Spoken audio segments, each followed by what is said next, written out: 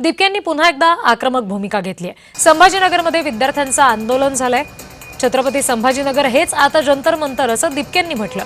परीक्षा ऑनलाईन घ्यायची तुमची लायकी नाही असं सुद्धा दिपके म्हणाले। हायकोर्ट लिपिक परीक्षा होणार याचं आश्वासन द्या असं सुद्धा दिपकेंनी म्हटलेलं आहे।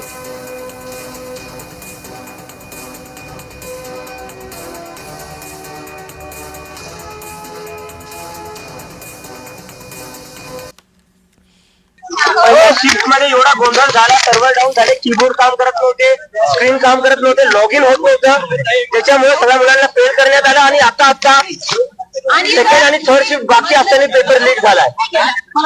हा पेपरला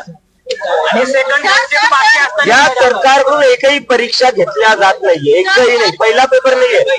जिथे जिथे परीक्षा होते तिथे तिथे पेपर लीक होतात, सर्व्हर डाऊन होतात, कीबोर्ड काम नाही करत आहे। या संदर्भात सध्या प्रतिनिधी विजय चिडे आपल्याशी फोन लाईन वरून जोडले गेलेले आहेत, आणखी तपशील देतात। विजय, नक्कीच रिद्धी, जर बघलं तर हायकोर्टाच्या क्लर्कची परीक्षा जी आयटी होत होती आणि यामध्ये ऑनलाईन पद्धतीने ही परीक्षा घेण्यात आली होती।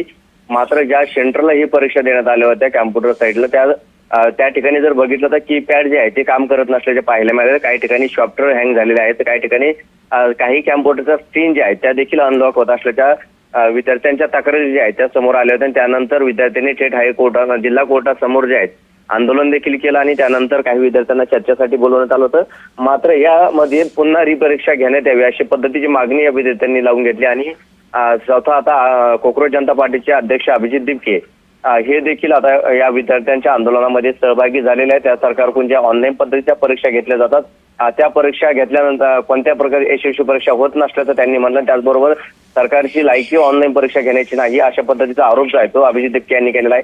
जोपर्यंत रिपरीक्षा घेतल्या जात नाही तोपर्यंत आम्ही आंदोलन उठणार नसल्याची भूमिका सुद्धा अभिजित दिपके यांनी घेतलेली आहे।